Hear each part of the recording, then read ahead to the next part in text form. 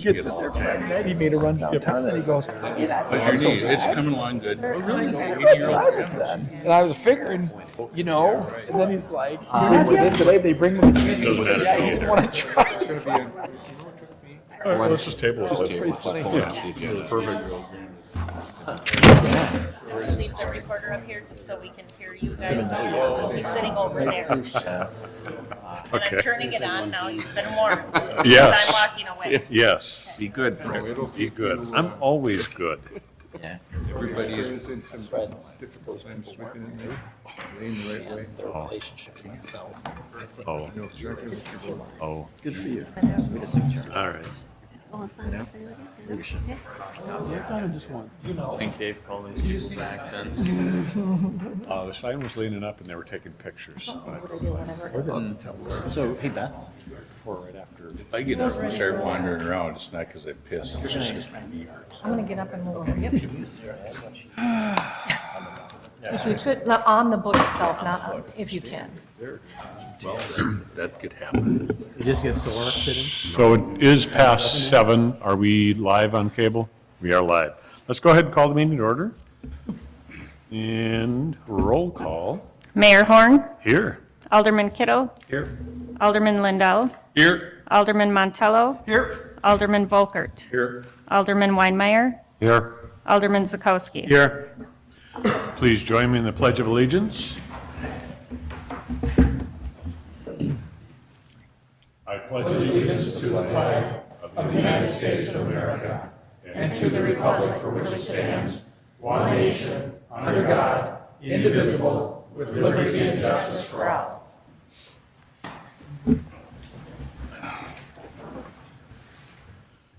Adoption of agenda, and there's going to be one correction. We are removing item 8.10, the resolutions for designations for depository. That'll be at the next council meeting. Motion to approve the agenda as proposed. All right, we have a motion and a second to approve the agenda. All in favor, say aye. Aye. Opposed? Carried. And public comments. Does anybody wish to make a public comment at this time? Seeing nobody racing to the front. Consent agenda.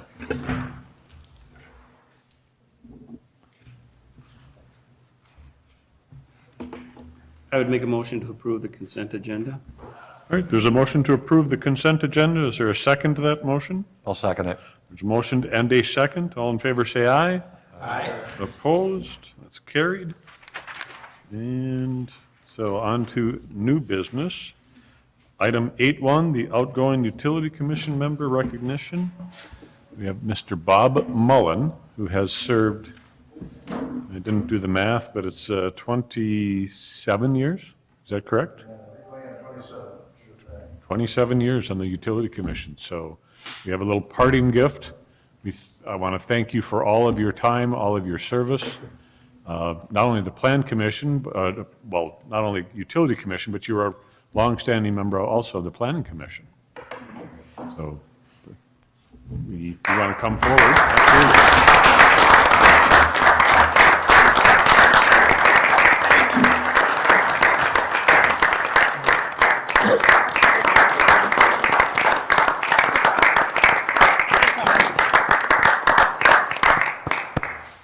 Bob, you gotta go in front.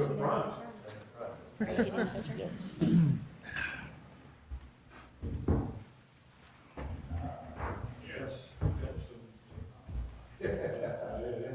So we want to get some pictures. We'll put this in the paper and everywhere else, on Facebook. Very good. Thank you very much. So typically what we'll do is we'll hold it.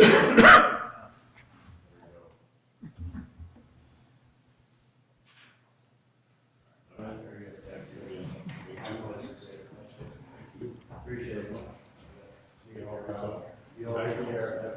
Come back and visit us sometime. Won't be in the front row, but be in the old floor area.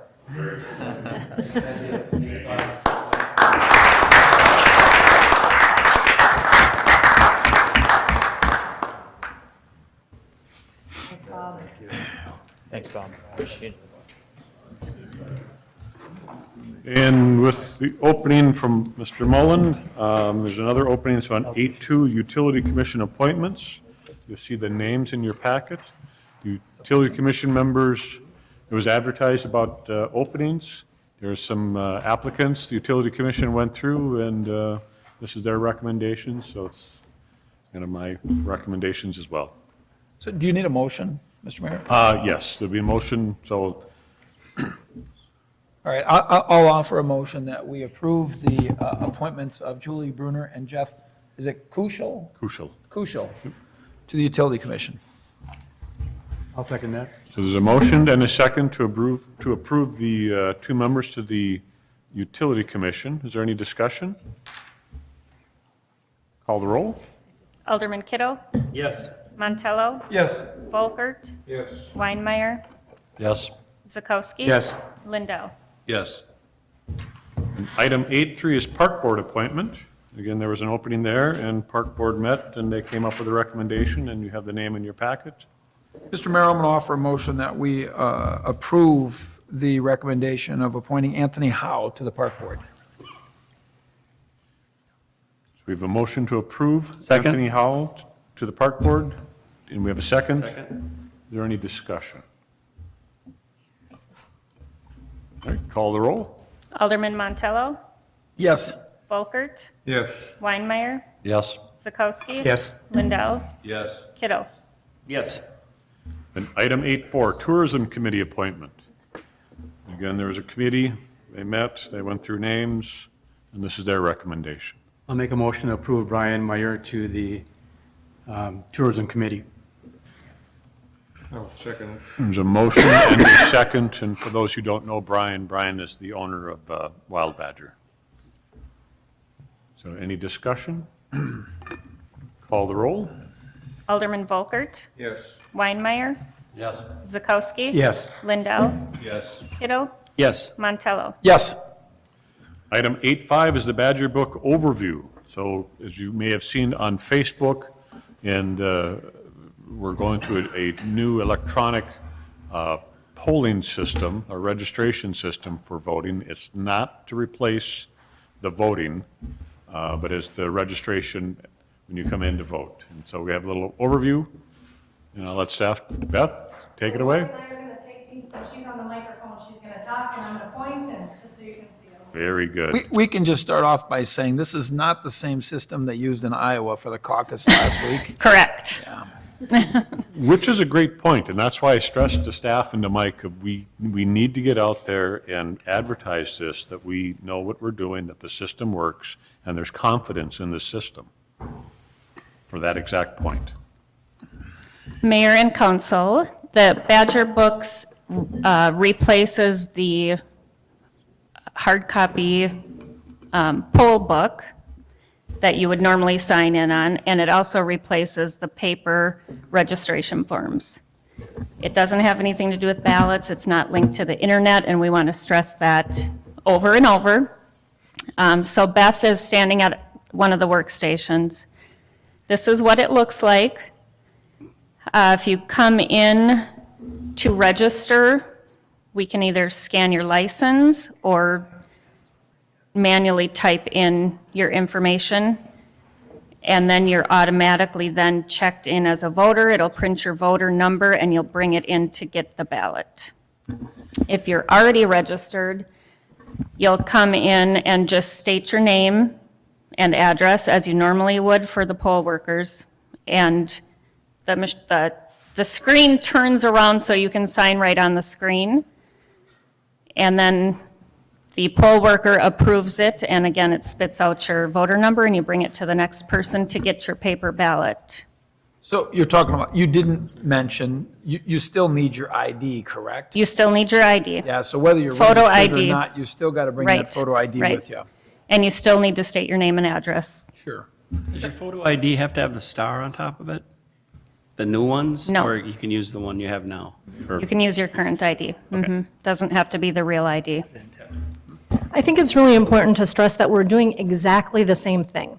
We're doing exactly the same thing when you walk in. If you've registered and you have your salmon card, you come into where you normally would register. Instead of going through a paper book they're going to log you into the computer system.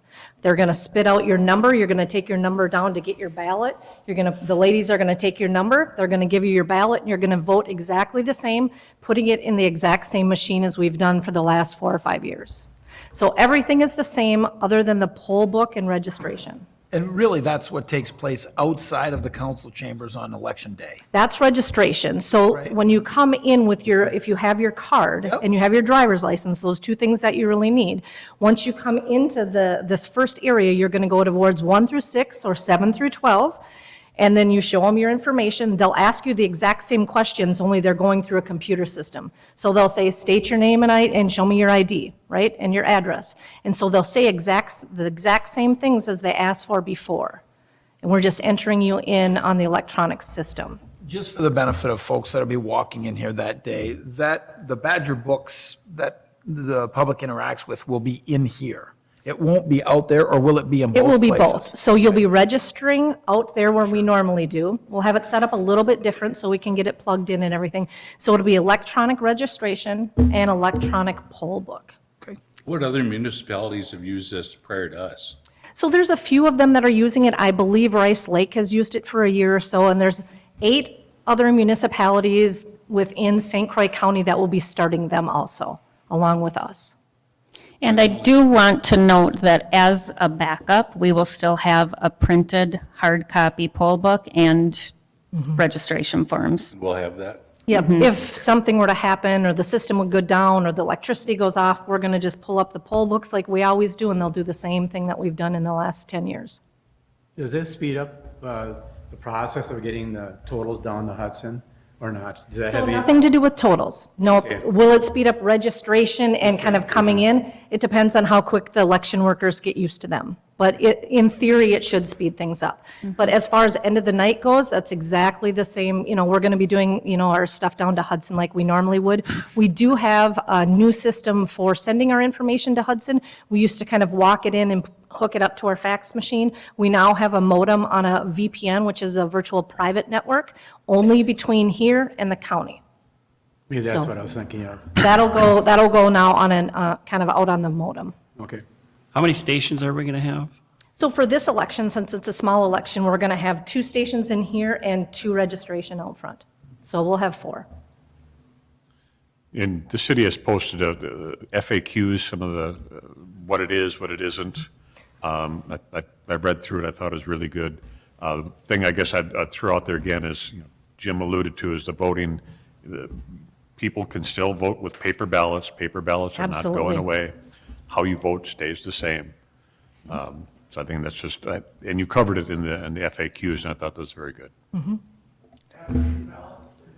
Exactly the same as it was before. So you're going to come and do your absentee ballot, and then we will bring those through. So the clerk or staff always brings the absentee ballots in through the same process as if we were voting. So we carry the ballot in, we check them in through the poll books, which will be the Badger books, and then we'll go through the system and enter them in. Also, there will be a public test, as we do prior to every election, on the election equipment this Wednesday from 2 to 3. Anyone is welcome. We'll also have the Badger Book Station up at that time if people want to get a closer look at it.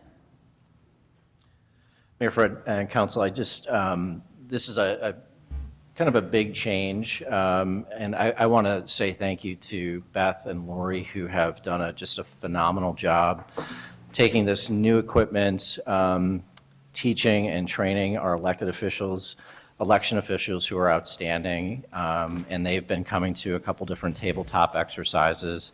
But huge kudos to both of you for making this a fun process and taking the time, obviously, that we need to ensure confidence as well. So thank you.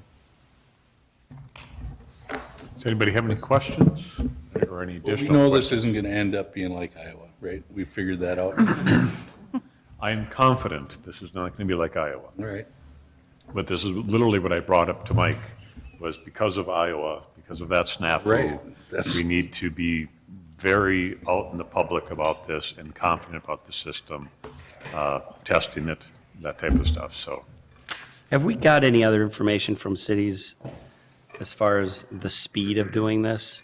Jim asked the question earlier, and the question was, the answer was, we don't know, because we don't know how well they're going to pick it up. Do we have any information from any other city or township or wherever that's done this? And a prediction of, to me, it's going to take a while. I mean, it's nice that it's a smaller election, this first one, so we can get used to it.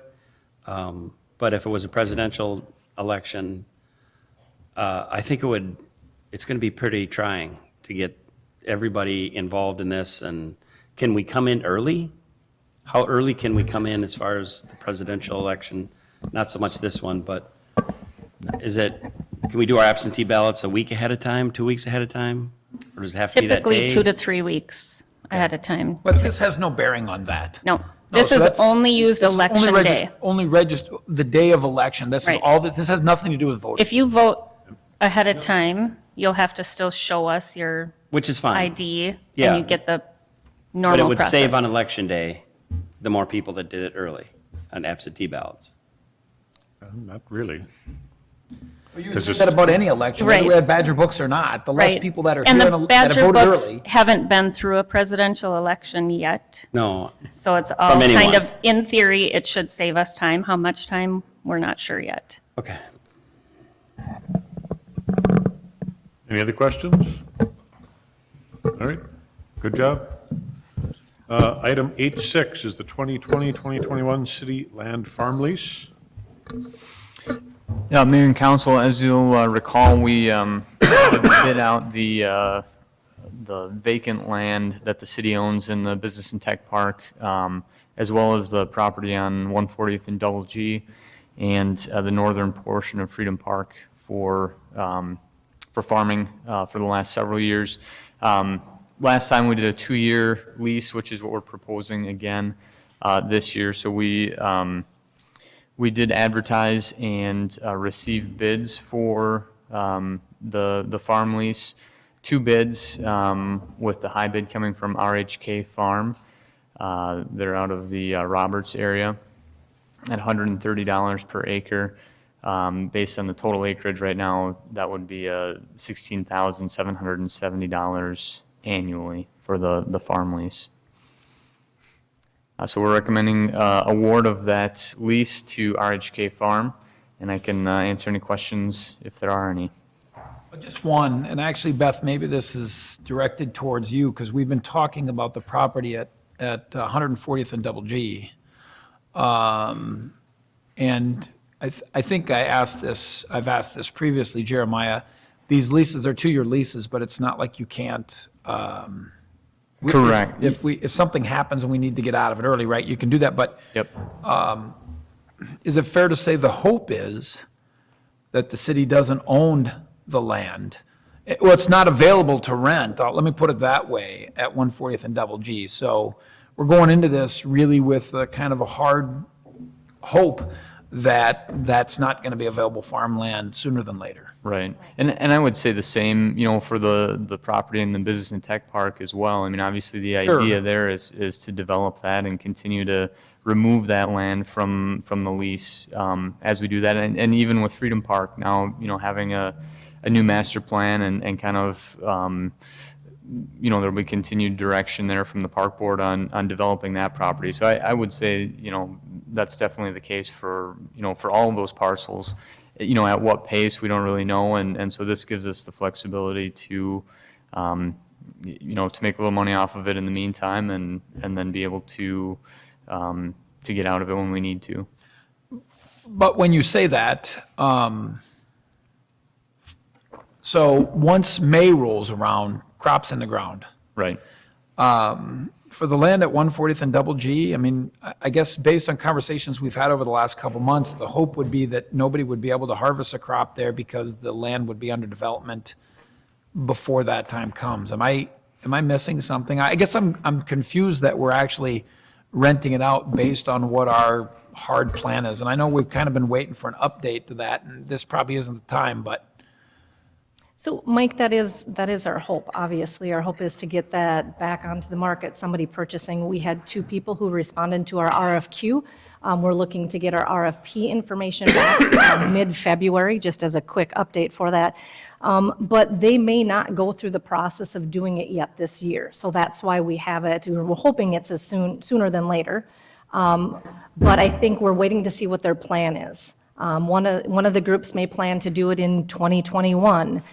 So I think in all fairness to the city gaining some funds with the farm lease, we wanted to put it on there. Yeah, and I don't disagree with that at all. I guess let me ask this question, and maybe this is the most pointed thing.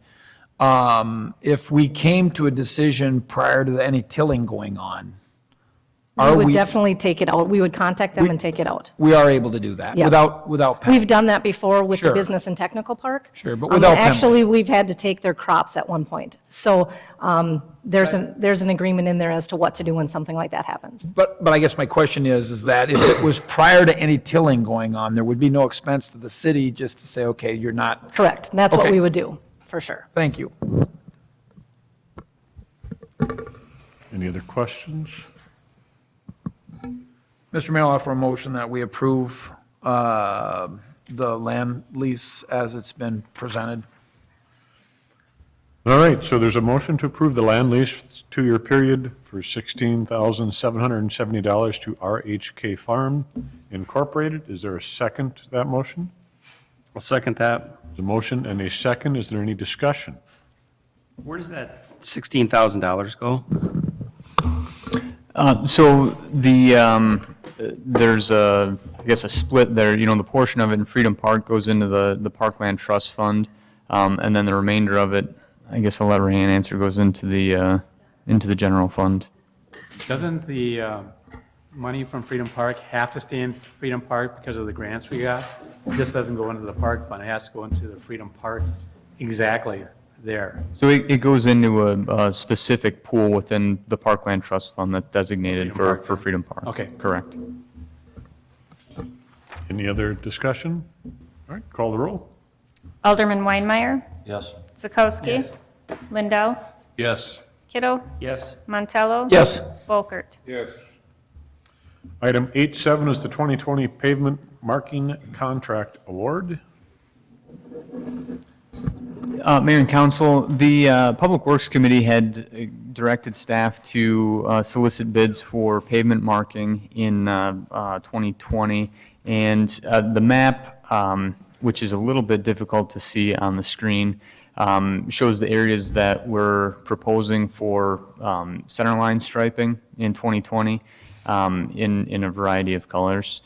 The downtown area would be the other piece of this, the crosswalks and stop bars throughout the downtown area. So we advertised for bids. We received 3 bids on the project, and we're recommending award to the low bidder, which is Traffic Marking Service. And when is that going to be done by? So the bid is set up for the downtown area to be done by May 31st, and for the remainder, a deadline of June 30th. So Of June 30th? June 30th for the centerline striping on kind of the areas outside of the downtown. So it's done by Fun Fest, is my concern. Correct. Yep. I'll make a motion to go with traffic marking services for the amount of $29,223.24. All right, there's a motion to accept the bid for the $29,223.24 traffic marking service. Is there a second to that motion? I'll second it. And is there any discussion? Jeremiah, how satisfied are you with the longer term? I know that's not what we're talking about here, but the longer term stuff, it was kind of ground into the concrete. How has that performed?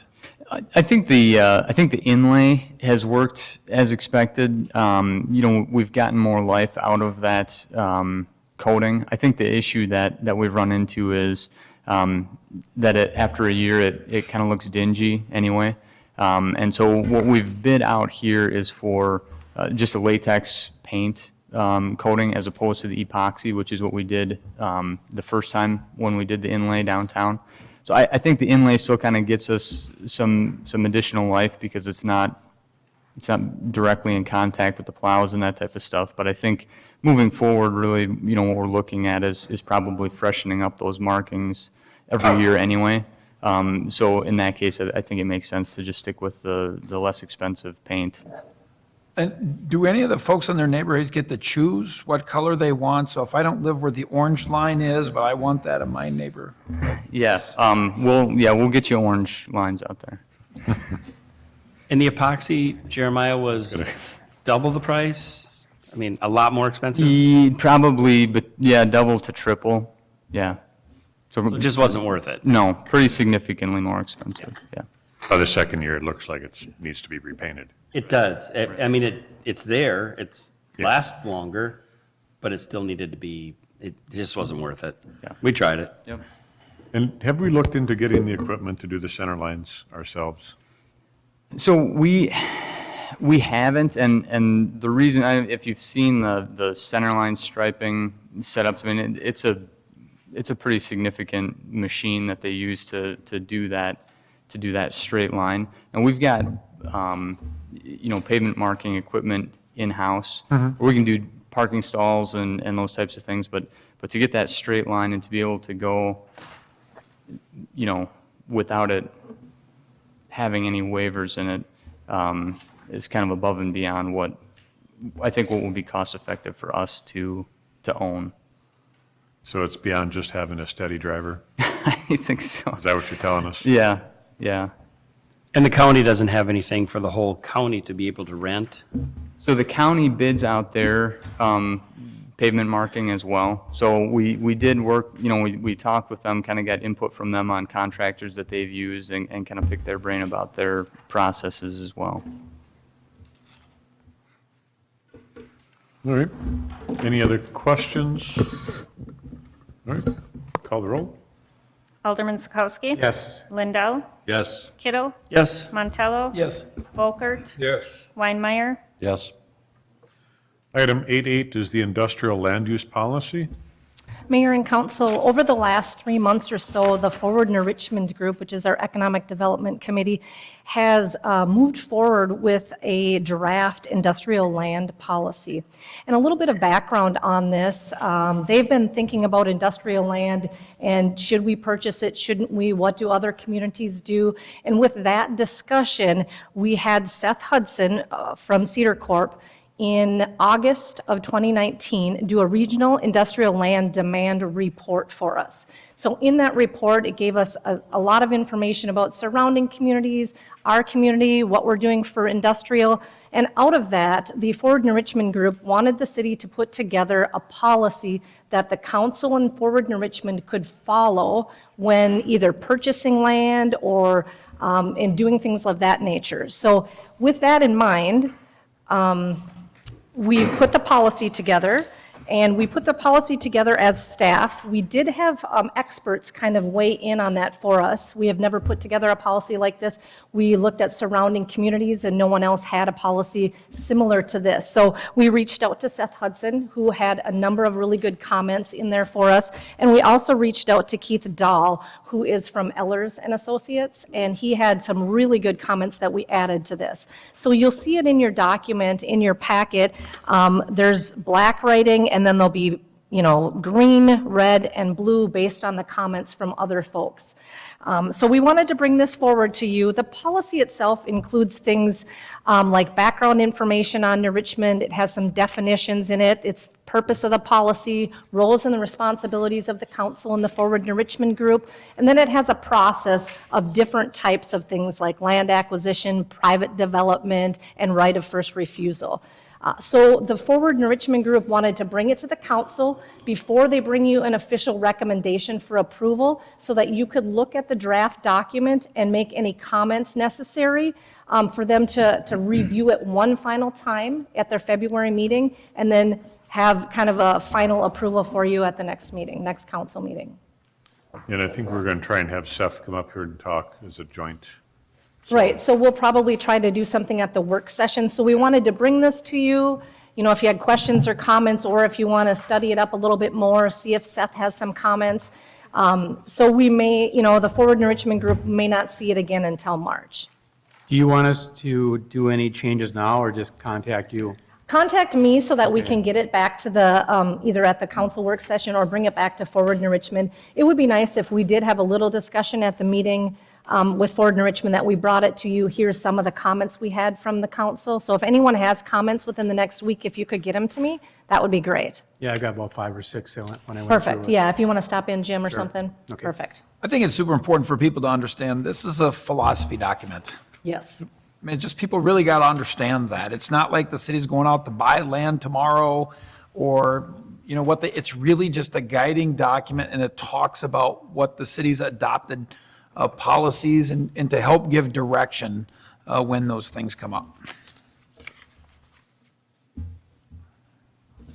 anybody have any questions? All right, so item 8.9 is the election budget increase for wages. Mayor and council, as part of the 2020 budget process, we did factor in elections and the costs of running those elections, which were factored at 4. However, we will be having 5 elections throughout 2020. And that additional cost, we anticipate to be about an additional $1,500 in wages for our election officials to be running all 5 elections for the 2020 year. So at where we're at today, we are recommending or asking for an increase in $1,500 to cover those election expenses that would be associated with the wages for our election officials for the 2020 year. Mr. Mayor, I'll offer a motion that we approve the additional $1,500 to the budget for election wages for the course of this year. Second? There's a motion and a second to approve $1,500 to cover the additional election. Is there any discussion? How much is the budget now? How much of an increase is it? Like, just a little? It's a little amount. So it goes from a $13,000 budget to $14,500. And again, just so people understand, this is strictly because there's more elections. Yeah. Correct. Any other questions, comments? All right, call the roll. Alderman Kittle? Yes. Montello? Yes. Volkert? Yes. Weinmeier? Yes. Zakowski? Yes.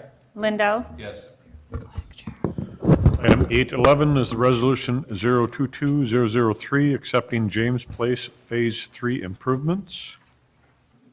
Mayor and council, the map on the wall shows the area that we're proposing to accept tonight. So water, sewer, storm sewer, curb and gutter, and street were completed on this section of James Drive and Michael Lane in the James Place development earlier this year. And we've received the kind of closeout documents needed from the developer, and so we're recommending acceptance of those improvements. That would start the 1-year warranty period for those improvements, and I can answer any questions if you have any. Mr. Mayor, I'll offer a motion that we approve resolution 022003 as presented. Second? There's a motion and a second to approve resolution 022003. Is there any discussion? Call the roll. Alderman Weinmeier? Yes. Zakowski? Yes. Lindell? Yes. Kittle? Yes. Montello? Yes. Volkert? Yes. Item 8.12, the audio-visual technology upgrades at Civic Center. Mayor and council, over the last several months, and as part of the 2019 capital improvement plan, there were items or issues identified with audio and visual quality within the council chambers and in other areas in the Civic Center. And so, like I mentioned, over the last several months, we've been working with vendors to relay those concerns, which is sound quality, visual quality, as well as ease of use of equipment, and then also having the flexibility of having equipment off-site to able to stream our various meetings so that we improve transparency and communication throughout the city and to our residents. So the information that was included in your packet today will go over what the findings of those conversations with the vendors have been, and also the proposed budget for the improvements to the Civic Center in general. And so, as I mentioned, the areas that we are focusing on were the sound quality, the visual quality, again, ease of use of the equipment, and then also just the ease of information and the transmission of that information. So within the council chambers, the room that we are in currently, there have been a number of issues identified in this room, as well as sound quality, visual placement, setup and ease of use of equipment. And so this proposal would address all of those areas of concern.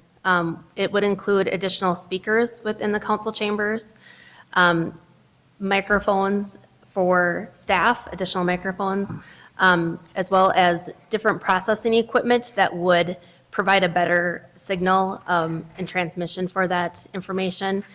And then also the flexibility as to have wireless solutions within this room for our audience members. So those that maybe have physical impairments to make it up to the podium in order to make a public comment, we have the flexibility of having them have a microphone that we can bring to them to make that public comment.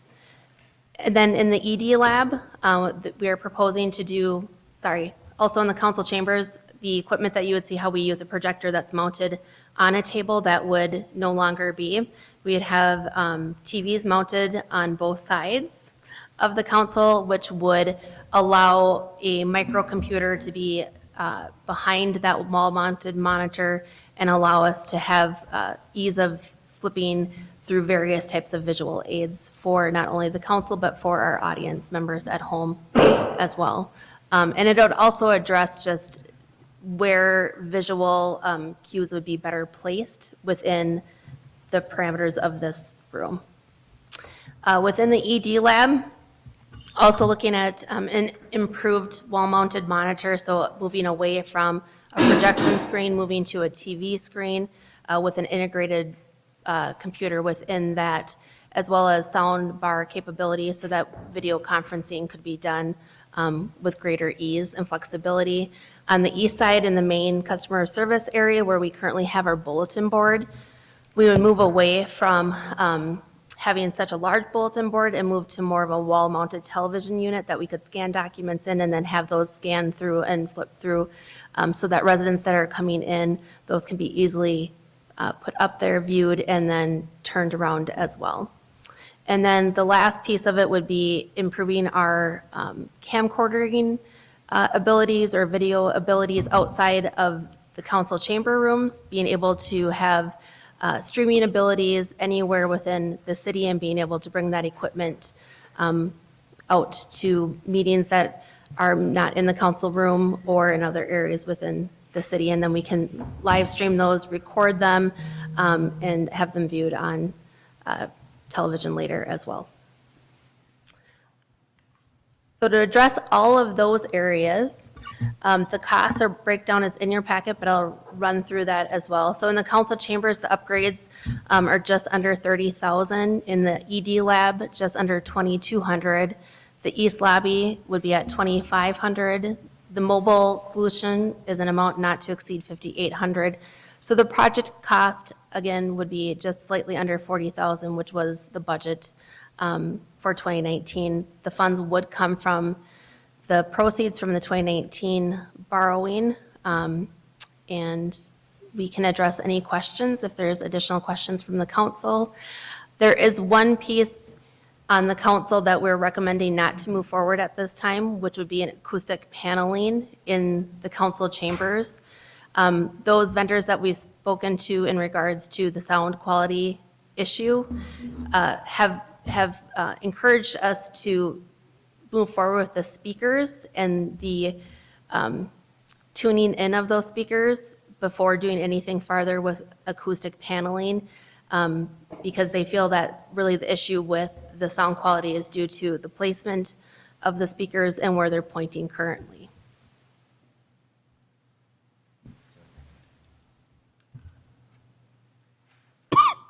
So again, our recommendation to address those issues that we spoke to earlier would be to move forward with the upgrades as outlined in your packet and as we discussed tonight. And the council chambers area and the ED lab in the lobby, and then also the mobile solution in the amount of $39,959.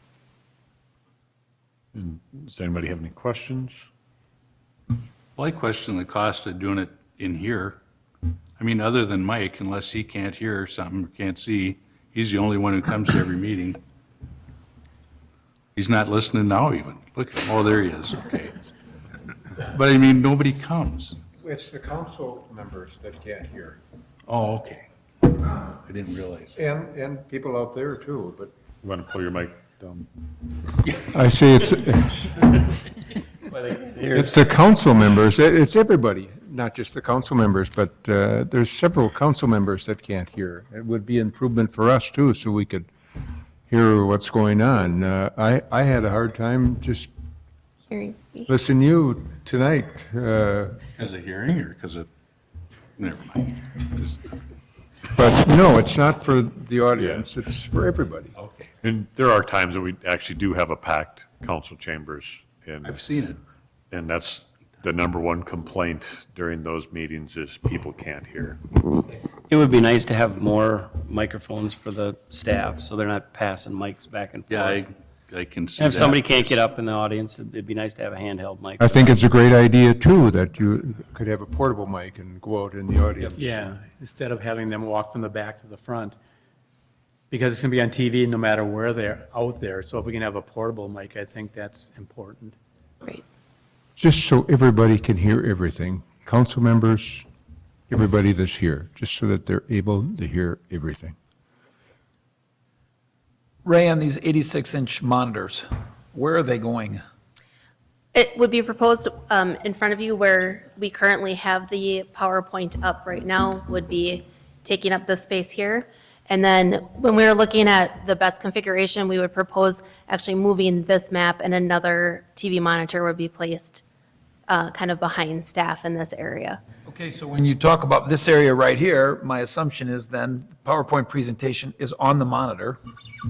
What will be over there? The same thing? We can duplicate the power, we can have the TVs either work separately or integrated. So it'll depend upon what we are presenting. But in a council meeting like this, I would anticipate that both TV monitors will be showing the PowerPoint presentation that we're doing. So depending upon which angle of the dais that you're at, it might be more convenient for Alderman Zakowski to be looking at this monitor, and Alderman Montello may be looking this way as well. And then also, there's no new microphones as part of this proposal, right? Yeah, there is. Yeah.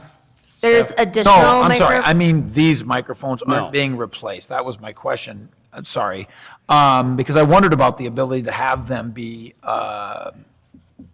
basically activated when you're going to speak, so that the ability would exist to have sidebars and not necessarily for publication, you know what I'm Do saying? that. We did ask that question. That was something that was inquired about. That is something that can occur. That's magic. Kind of one of the pitfalls with that is if someone's talking and they forget to hit it, or they forget to hit it off, which is why some people have just chosen to move forward with one that's always on, so that you don't have to remember to hit the on and off, to then have to repeat. So that is an opportunity, that is an option that's available on these microphones. And if that's something further that the council would like to look into, we can do that as well. Well, I guess actually the biggest thing I wonder about is the need is there. Wondering about the ability with technology changes to make sure that what we're doing will enable us to make changes. We could be within a couple years. You were talking about committee meetings, for example, having the ability to broadcast more things than just what takes place in here, but being able to tie that all together. I think Alderman Zakowski talked something about folks in the audience being able to address the council, and correct me if I'm wrong, Jim, without walking up here. Exactly. But we don't have a camera that goes that way, do we? Yeah, we can. Yeah, these can move, right? These You're can on move. camera no matter where you are in the council Yeah. chambers, right? Yeah, these move up here on the walls. There's a pretty good radius on the current camera that we have in order to pan in and pan out that way. It's on Those were discussions that we've had with our vendor. They feel that the equipment that we have in here is very solid. It's equipment that, from a mic and from the speaker perspective, is very solid equipment. Where we have some of our issues in the processing equipment, which is being addressed as part of this project, in order to process that signal to give a better quality. So those types of things, we can continue to expand upon this in the future if we feel that we need to build out in different areas. But right now, with what the proposal is and our budget at this point in time, we felt that what we're bringing forward would address, 90% or 99% of the concerns today and allow that flexibility in the future as well as needed. And the 65-inch, monitor that's going to be outside the utilities office, which of course is over here now, what do you envision is that broadcasting? It can really be flexible. So we can broadcast, let's say if we have a really large meeting, it could be broadcast over a meeting, so there could be live streaming that's going on that television.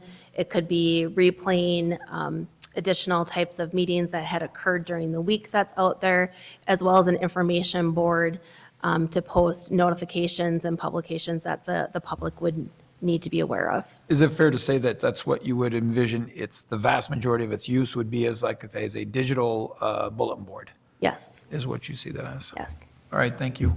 And the 86-inch TVs or 85, whatever they are, versus overhead projectors? From a cost perspective, or? Cost and, with an overhead projector, I don't know what the cost is to wire them in, but you wouldn't be limited to 86 inches. You can go quite a bit larger. Right. We did evaluate and ask about overhead projection system. Kind of the feeling and the recommendation from the vendors that we spoke to is that, the televisions just afford a little bit more flexibility, and the ease of that type of use of that equipment is a little bit easier for people just kind of coming in and plugging in information, as opposed to having the projector kind of start up and having to have then a computer tied into the projector as well. So we felt from just an ease of use and then adaptability of it as well, it provided a little bit better benefit in the long term. And cost difference? The television was actually a more economical direction to go with that, because the projection, we would have to have that mounted from the ceiling, and there was some cost to do that, as well as concern about just the ability to have that anchored into that ceiling and what the makeup of the ceiling would look like. Sure. All right. Does our equipment match up with the equipment that's going to be the new equipment? Our equipment back there as far as the televised part of it? Yes. Okay.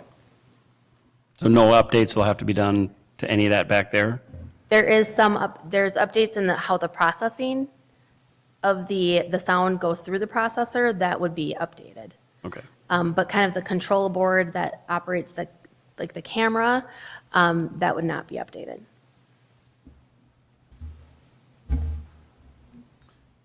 Any other questions or comments? You have it broken down to phase A, B, C. Is there a timeliness to that? No, we're just looking at it from phased options if we needed to, depending upon how the costs panned out with the budget. So just being able to take them into smaller segments to speak to what that project was encompassing. So there really isn't a rhyme or reason as to, A, B, C. It was just looking at a phased approach if we needed to. So at this point, really, it could just be phase A and B. A is the first three, and B is the phase we're recommending to hold off on. That's the way I'm saying. What you call D Right. is really the second. Phase A, B, and C is really one phase. Correct. And phase D was to be considered at some future time. Correct.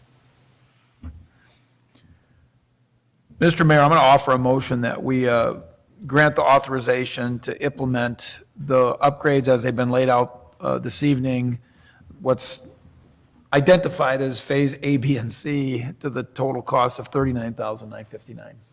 All right, there's a motion to approve $39,959 for the recommendation of the audiovisual upgrades. Is there a second to that motion? I'll second it. There's a motion and a second. Is there discussion? And the 5523 will just wait until when? It's anticipated that we would not need the Phase 2 piece of it. It's just factored in there in case the sound quality is not, Doesn't get any better. the acoustics, correct.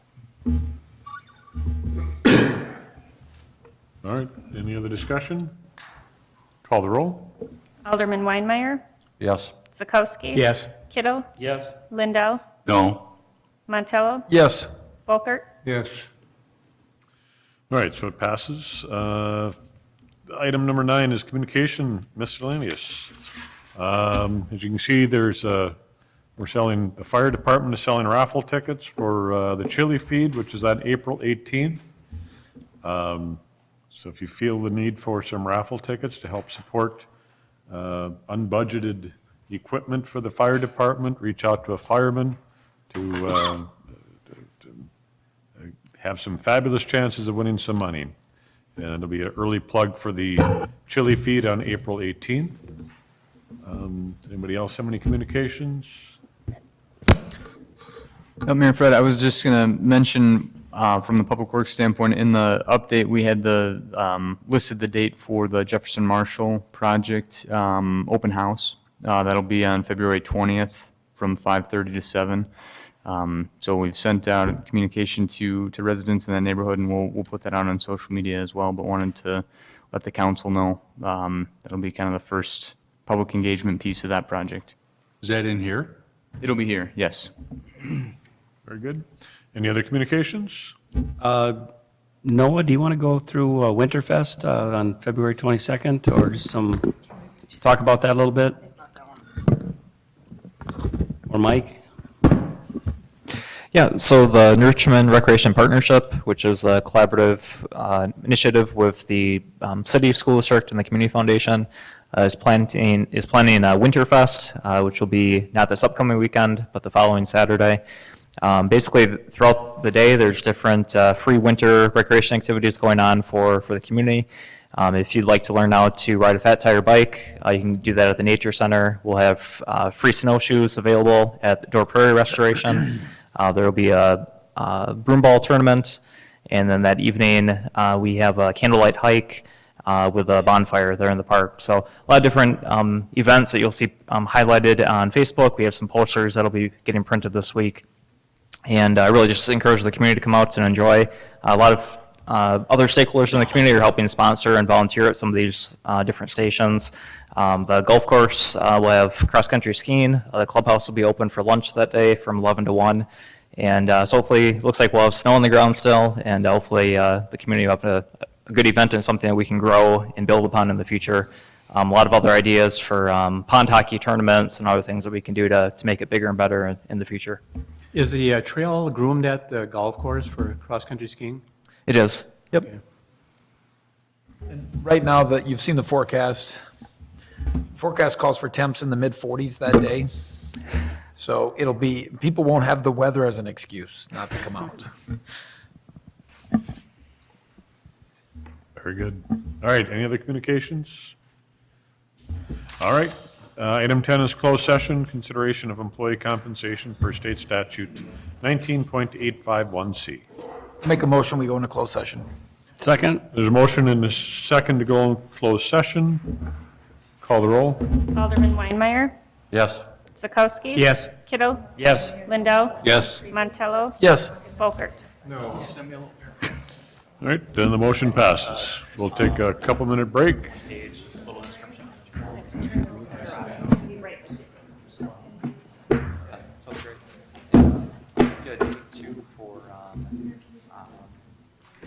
It's in March, but if you're interested,